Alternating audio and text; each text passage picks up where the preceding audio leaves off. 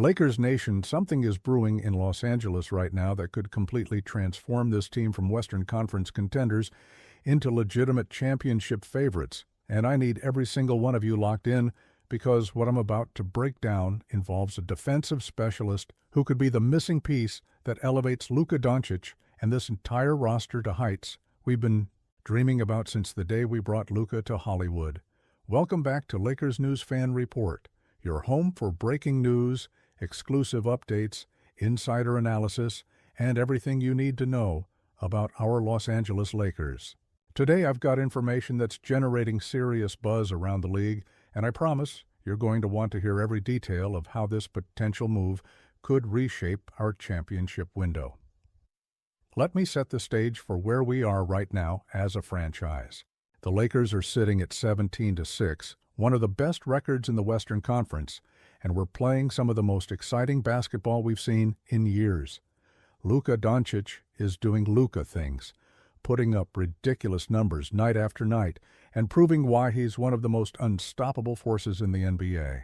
LeBron James, defying Father Time once again, continues to show he can still dominate games at the highest level.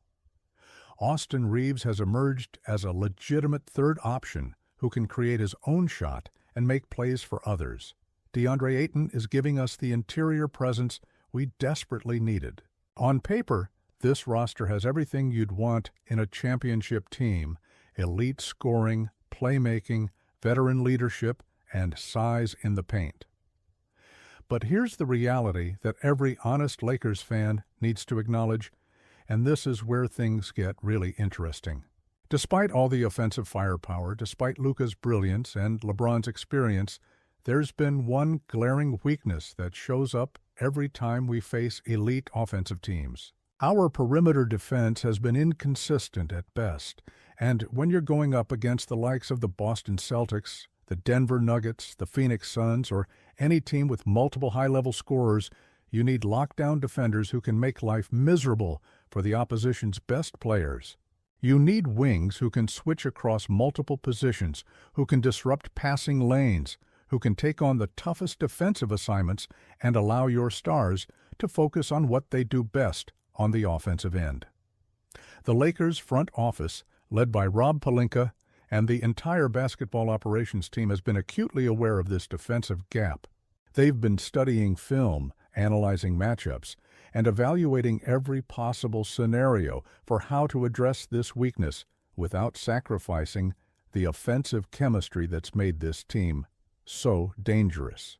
J.J. Redick has done an incredible job as head coach, implementing a system that maximizes Luka's strengths while getting the most out of role players, but even the best coaching can only do so much when you're dealing with personnel limitations. At some point, you need to upgrade the talent. You need to bring in players who can execute at the highest level on both ends of the floor. Now, I want you to think about what makes championship teams special. It's not just about having one or two superstars who can score at will. It's about having that perfect balance of offense and defense, having players who complement each other's strengths and cover each other's weaknesses. The 2004 Pistons didn't have the most talented roster on paper, but they had defensive specialists who could shut down anyone. The 2011 Mavericks had Dirk as their offensive engine, but they also had guys like Shawn Marion and Tyson Chandler who provided elite defense. The recent championship teams all had that common thread: versatile defenders who could guard multiple positions and make life hell for opposing offenses. The Lakers have been exploring every avenue to add that type of defender to the roster. They've looked at free agency options, they've evaluated trade possibilities, and they've had internal discussions about which players on the current roster are untouchable versus which ones could be moved in the right deal.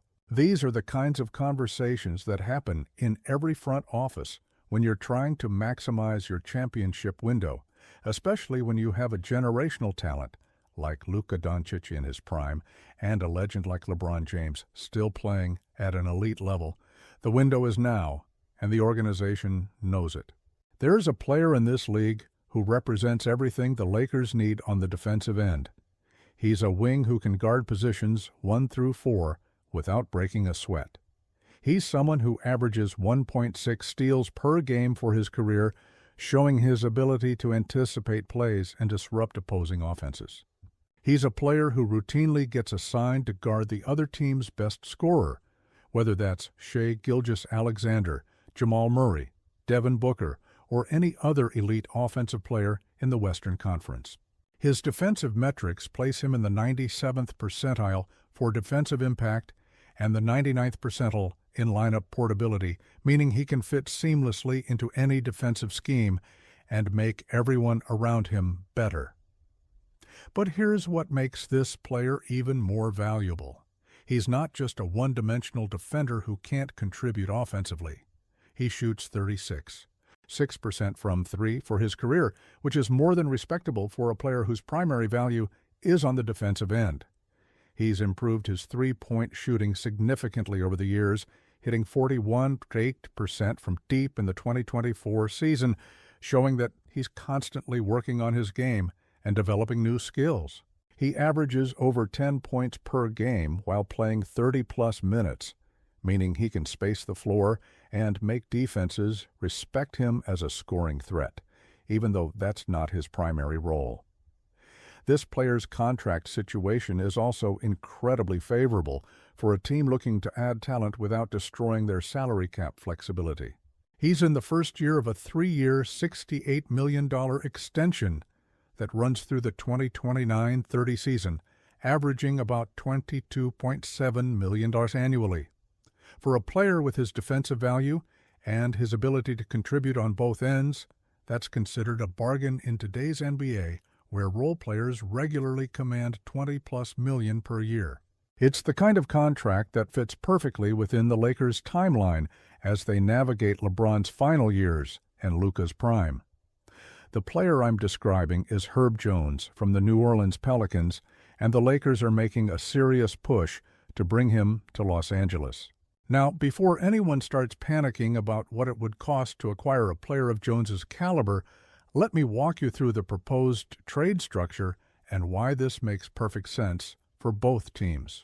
According to league sources and analysis from respected NBA insiders, the framework being discussed would send rookie scorer Dalton Knecht, veteran stretch big Maxi Kleber, and a 2031 first-round pick to New Orleans in exchange for Herb Jones. Let me break down exactly why this trade works from multiple angles. For the Lakers, you're getting an immediate upgrade in perimeter defense during a championship push. Jones thrives next to high-usage stars and excels in switch-heavy defensive systems, which is exactly what J.J. Redick has been implementing this season. His ability to guard multiple positions means you can deploy him against whoever the opposing team's best scorer is, whether that's a point guard, a shooting guard, or a small forward. This versatility is invaluable in playoff basketball, where matchups can determine entire series. Think about what the Lakers' starting lineup would look like with Herb Jones in the mix. You'd have Luka Doncic running the offense as the primary ball handler and creator. You'd have LeBron James operating as a secondary playmaker who can score from anywhere on the court. Austin Reeves would continue to provide that third scoring option and additional playmaking. DeAndre Ayton would anchor the paint on both ends, and Herb Jones would be your lockdown perimeter defender who can also knock down open threes when defenses collapse on Luka and LeBron. That's a starting five that can compete with anyone in the league, combining elite offense with a significantly improved defense. The impact on Luka Doncic's game specifically cannot be overstated. Luka is averaging 28.2 points, 8.2 rebounds, 7.7 assists, and 8 steals on 45, 37, 78 shooting splits. His offensive gravity demands constant attention from defenses, which means he needs teammates who can space the floor and knock down open shots. But just as importantly, he needs defenders who can cover elite scorers on the other end, so that Luka doesn't have to expend energy fighting through screens and chasing around the opposing team's best player. Jones provides exactly that, allowing Luka to conserve energy for where he's most valuable, orchestrating the offense and creating scoring opportunities.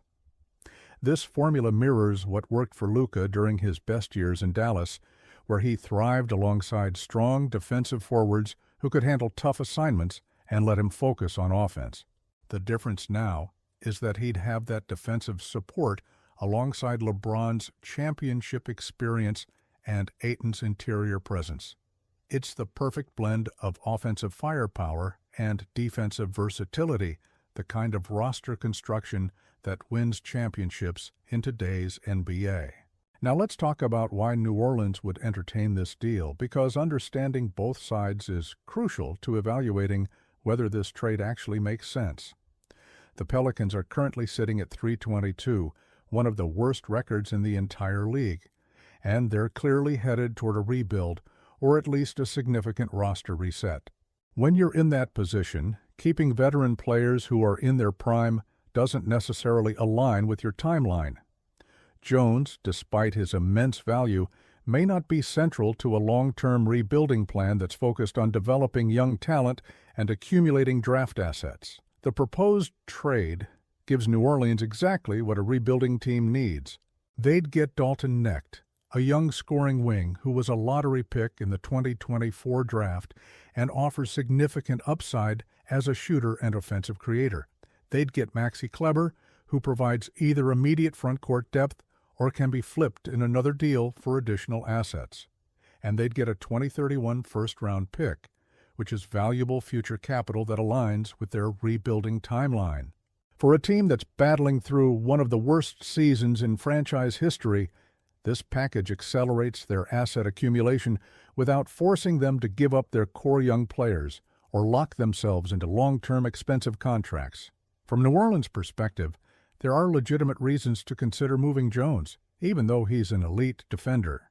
His recent injury concerns, including a torn labrum that he's been managing, introduce some risk about his long-term durability.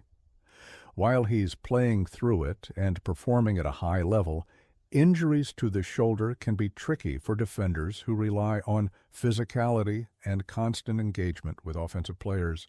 The Pelicans might view this as an opportunity to maximize Jones's value before any potential decline or further injury complications. Let's talk about what the Lakers would be giving up, because that's the part that will generate debate among the fan base. Dalton Knecht has shown flashes of being a legitimate scorer with range and the ability to create his own shot. He's young, he's on a rookie contract, and he represents the kind of cost-controlled talent that teams love to have. Losing him means giving up on that potential upside and the financial flexibility that comes with having productive players on rookie deals.